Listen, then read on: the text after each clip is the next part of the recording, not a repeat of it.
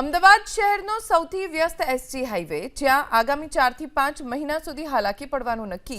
AMC, ઓડા, national highway અને અલગ અલગ પ્રોજેક્ટથી હાઈવે પર ઠેર ઠેર ખોદકામ કરવામાં આવ્યું છે. સમગ્ર મામલે સ્ટેન્ડિંગ કમિટીના ચેરમેન દેવાંગ દાણી મુજબ એસજી હાઈવે આસપાસની બંને તરફ વસવાટ કરતા નાગરિકોને વરસાદી પાણીથી મુક્તિ મળે અને પાણી ભરાઈ ન જાય તેની સાથે ટ્રાફિકમાંથી મુક્તિ મળે તે માટે સ્ટોર્મ વોટર લાઇન નાખવાની કામગીરી 1 થી 1.5 વર્ષ સુધી ચાલશે. ઓડા અને નેશનલ હાઈવેની અલગ અલગ કામગીરીઓના પગલે હાલમાં અમદાવાદનો એસજી હાઈવે જે સંપૂર્ણ રીતે ઠેર ઠેર ખોદાયેલી હાલતમાં જોવા મળી રહ્યો છે. દ્રશ્યો છે અમદાવાદના પકવાનથી ઇસ્કોન તરફ જવાના રોડ ઉપરના, કે જ્યાં આગળ એક તરફ રાજ્ય સરકાર ડસ્ટ ફ્રી રોડ બનાવવા માટે 2 કિલોમીટર રોડનું આયોજન કરી રહી છે. બીજી તરફ એએમસી અને ઓડા અમદાવાદ શહેરમાં નવા ભળેલા વિસ્તારો અને આઉટસ્કટ વિસ્તારોમાં ડ્રેનેજની લાઇન નાખવાના કારણે અત્યારે વોટર સ્ટોર્મ લાઇન નાખવાની કામગીરી કરી રહી છે.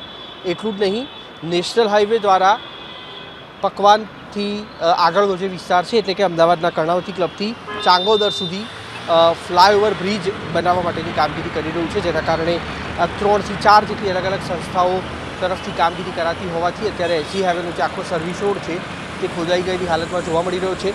અમદાવાદ મહાનગરપાલિકાના સત્તાધીશો પોતે સ્વીકારી રહ્યા છે કે આ કામગીરી પૂર્ણ થતાં હજી પણ 4 થી 5 મહિનાનો સમય લાગશે.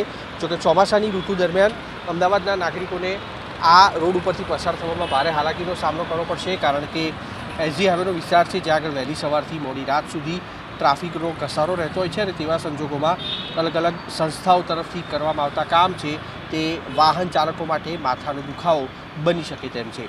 કેમેરામેન કરણ પ્રજાપતિ સાથે કુશાંક સોની, એબીપી અસ્મિતા, અમદાવાદ. વૈષ્ણોદેવીથી શરૂ કરી ફતેવાડી કેનાલ, પરિણામે આપણે વાત કરીએ કે ભાડજ, હેબતપુર, થલતેજ, ઓગણજ, ગોતા, તદુપરાંત બોપલ, ઘુમા, સનાથલ અને આપણે વાત કરીએ કે સેલા વિસ્તાર, 4 ફેઝની અંદર આ વેસ્ટર્ન ટ્રંક લાઇનનું કામ ચાલુ છે. આ 3 ફેઝનું કામ 70 થી 80% જેટલું કામ પતવા આવ્યું છે.